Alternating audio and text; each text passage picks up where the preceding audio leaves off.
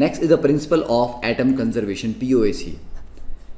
POAC भी काफ़ी अच्छा टेक्निक है कुछ क्वेश्चन को सॉल्व करने का, जहाँ पर आपको बैलेंसिंग की ज़रूरत नहीं पड़ेगी, बिना बैलेंसिंग के भी हम इसको कर लेंगे। तो ये सिंपली बेस्ड है law of conservation of mass पे। तो ये बोलता है कि किसी भी रिएक्शन में अगर एटम्स कंजर्व्ड हैं तो नंबर ऑफ मोल भी तो कंजर्व होंगे ना, क्योंकि नंबर ऑफ मोल भी तो एटम से बने। जैसे कि KClO3 solid gives you KCl + O2 heat करने पे। अब इसको बैलेंस नहीं किया हमने, तो ये बोल रहा है कि अगर पोटाशियम के जितने एटम लेफ्ट में होंगे उतने राइट में भी होने चाहिए, मतलब क्योंकि मास भी कंजर्व्ड है और नंबर ऑफ मोल भी कंजर्व्ड है, नंबर ऑफ एटम भी कंजर्व होंगे, क्योंकि न्यूक्लियर रिएक्शन तो ये हो नहीं रहा, राइट। तो मोल भी कंजर्व होंगे, तो मोल भी कंजर्व होंगे, तो पोटाशियम के मोल जितने लेफ्ट में है उतने राइट में है, ऑक्सीजन के मोल जितने लेफ्ट में है उतने राइट में है, क्लोरीन के जितने लेफ्ट में उतने राइट में है। तो इस पे लिए कैसे अप्लाई करेंगे, देखो अब प्रिंसिपल ऑफ एटम कंजर्वेशन अगर हम पोटाशियम के लिए अप्लाई करते हैं तो हम लिखेंगे moles of potassium in the reactant is equal to moles of potassium in the products. अब पोटाशियम में रिएक्टेंट में पोटाशियम है किसमें, सिर्फ KClO3 में, और KClO3 में इसका कितने एटम है, एक एटम है, मतलब पूरे मॉलिक्यूल में एक है। तो मतलब moles of potassium in KClO3 is equal to mole of potassium in KCl। तो KCl के एक मॉलिक्यूल में भी इसका एक ही है, KClO3 में भी एक ही है, तो मतलब 1, क्योंकि वो एक ही है इसलिए 1 into mole of KClO3 is equal to 1 into mole of KCl। ठीक है ना, मतलब एक KCl को तोड़ोगे तो एक ही K निकलेगा, एक KClO को KClO3 को तोड़ोगे तब भी एक ही K निकलेगा। तो वही बात हुआ, इसलिए 1 into moles of KClO3 is equal to moles of KCl। तो मतलब दोनों बराबर ही हैं, जितने इसके होंगे उतने इसके होंगे। तो weight of KClO3 upon molecular weight of KClO3 is equal to weight of KCl upon molecular weight of KCl। अब देखो अगर हम ऑक्सीजन के लिए इसको अप्लाई करते हैं तो ऑक्सीजन में KClO3 में 3 एटम हैं, तो मतलब mole of oxygen atoms in KClO3 is equal to moles of oxygen atoms in O2। तो KClO3 में 3 हैं तो 3 into moles of KClO3 is equal to O2 में 2 हैं तो 2 इंटू मोल्स ऑफ O2। तो बस मोल्स ऑफ KClO3 क्या आ जाएगा, वेट अपॉन मॉलिक्यूलर वेट, और ऑक्सीजन क्योंकि गैस है तो आ जाएगा volume at STP upon molar volume. तो बिना बैलेंस किए आप कर सकते हो। तो ये वहाँ करना है जहाँ पे बैलेंसिंग थोड़ा डिफिकल्ट है, अगर बैलेंसिंग आसान है तो डायरेक्टली सॉल्व करो, खत्म करो, ठीक है। तो पीओएसी कुछ जगह तो आपके क्वेश्चन को बहुत आसान कर देगा, पर कुछ जगह वो ज़्यादा कॉम्प्लिकेट भी कर देगा और उससे आप गलती भी कर जाओ। तो ये बड़ा ज़रूरी है समझना कि कहाँ पर पीओएसी अप्लाई ईजिली हो पाएगा, कहाँ पर नहीं हो पाएगा, ठीक है। तो you can just pause the video here and note it down. अब देखो नेक्स्ट इज क्वेश्चन नंबर 28। अब ये एक अच्छा क्वेश्चन है कि यहाँ पर अगर हम पीओएसी अप्लाई करते हैं तो उससे बहुत इजीली अपना आंसर आता है, पर अगर नहीं अप्लाई करते तो मोल कॉन्सेप्ट से इसको सॉल्व करना तो पॉसिबल यहाँ पे नहीं था। तो यहाँ पे अगर हम देखें 27.6 gram of K2CO3 was treated by a series of reagents so as to convert all of its carbon to K2ZN3 FeCN6 twice. तो हमारे पास K2CO3 से स्टार्ट किया रिएक्शन, इसको ए से मतलब सीरीज ऑफ रिएक्शन, इसको किसी में कन्वर्ट किया, फिर किसी में कन्वर्ट किया, फिर किसी में कन्वर्ट करते करते करते करते फाइनली मल्टीपल स्टेप्स के बाद हमारे पास ये एक कॉम्प्लेक्स फॉर्म होता है।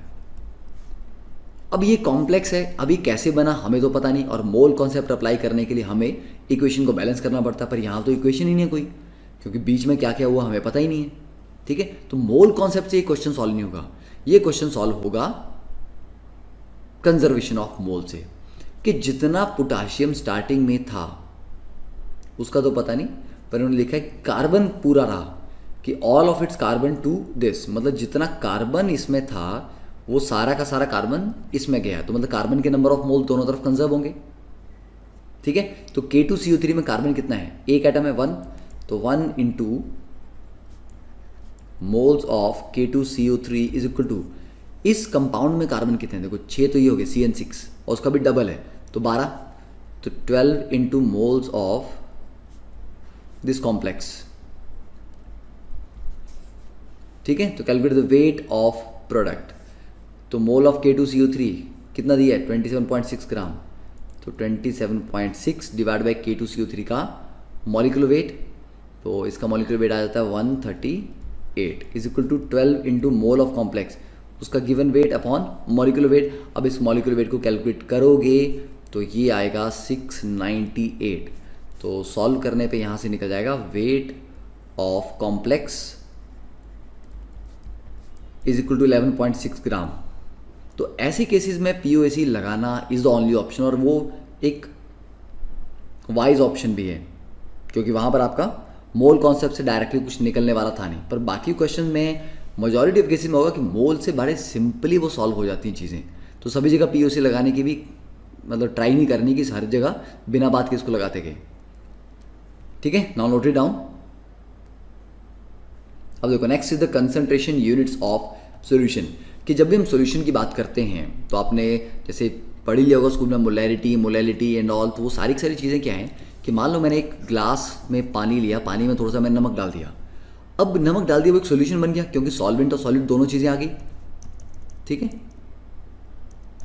तो ये आ गए यहाँ पे मान लीजिए सॉल्वेंट और सॉल्यूट। अब जो सॉल्यूशन है ये कितना कंसनट्रेटेड है, मैं ज़्यादा नमक डालता जाऊँगा तो ज़्यादा कंसनट्रेटेड होता जाएगा। ठीक है, अब उसमें मैं पानी डाल दूँ ऊपर से और सॉल्वेंट एक्स्ट्रा ऐड कर दूँ तो वो डाइल्यूट हो जाएगा।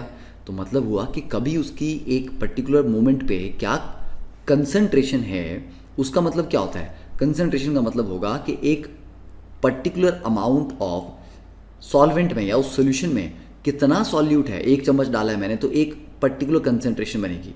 1 चम्मच और नमक डाल देंगे तो कंसंट्रेशन क्या हो जाएगी, डबल हो जाएगी, क्योंकि अमाउंट ऑफ सॉल्यूट हमने डबल कर दिया। तो अमाउंट ऑफ सॉल्यूट एक सॉल्यूशन में कितना है, दैट इज इट्स कंसंट्रेशन। अब कंसंट्रेशन को एक्सप्रेस करने के बहुत सारे तरीके हैं। मैं ये बोल दूं कि इतने ग्राम उसमें डाल दिए इतने लीटर में तो ऐसे हो जाएगा, या मैं बोलूँ इतने मोल NaCl मैंने इतने ग्राम वाटर में डाल दिए, वो भी हो सकता है। मोल फ्रैक्शन के टर्म में हो सकता है कि दोनों के 1:2 रेशो में मोल मैंने मिक्स किए हैं। तो अलग अलग तरीके हैं कंसंट्रेशन को एक्सप्रेस करने के, तो वो तरीके हम पढ़ेंगे।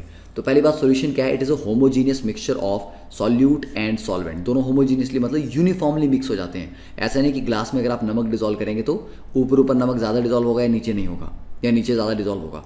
पूरे पानी में यूनिफॉर्मली डिजोल्व होगा, तभी उसको एक सॉल्यूशन बोलेंगे।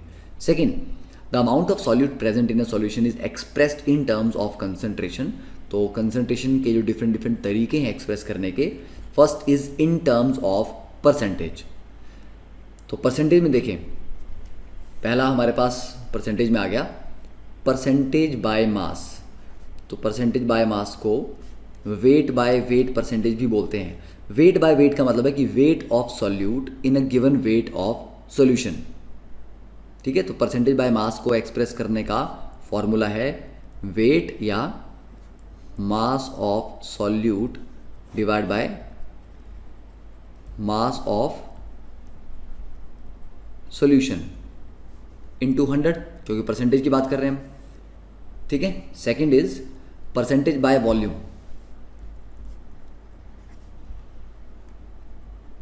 परसेंटेज बाय वॉल्यूम में आ जाएगा वेट बाय वॉल्यूम। तो पहली चीज हमेशा सॉल्यूट की है, तो weight of solute divide by volume of solution. तो आ जाएगा वेट या mass of solute divide by volume of solution into 100। और थर्ड इज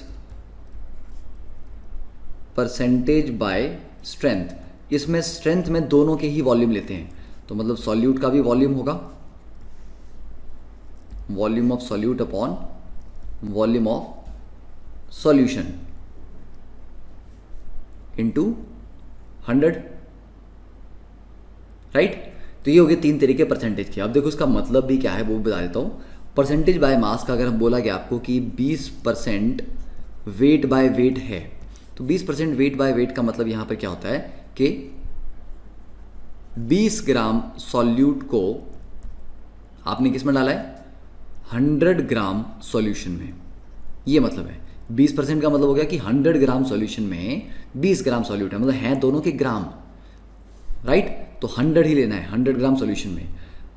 ये ऐसा भी बोल सकते हो कि 40 ग्राम सॉल्यूट 200 ग्राम सॉल्यूशन में है, उसका भी एक ही मतलब हो गया। ठीक है, तो 100 ग्राम सॉल्यूशन में कितना सॉल्यूट है उसी को उसकी वेट परसेंटेज बोलते हैं, मास परसेंटेज बोलते हैं। परसेंटेज बाय वॉल्यूम, अब देखो weight of solute in volume of solution, तो यहाँ अगर 20% होगा ये अगर हमारा 20% वेट बाय वॉल्यूम है, it means this is 20 gram solute in 100 ml of solution. तो 100 उसका वॉल्यूम में आ जाएगा, ml में आ जाएगा। तो आप ऐसा बोलते हो कि 1 लीटर में 200 ग्राम हो गए, क्योंकि 100 ml में अगर 20 हैं तो 1 लीटर में 200 ग्राम आ जाएंगे। देन परसेंटेज बाय स्ट्रेंथ, तो वॉल्यूम ही सॉल्यूट की है, वॉल्यूम ऑफ सॉल्यूशन भी है। अब इसमें 20%, अगर 20% वॉल्यूम बाय वॉल्यूम है, then it will be 20 ml solute in 100 ml solution।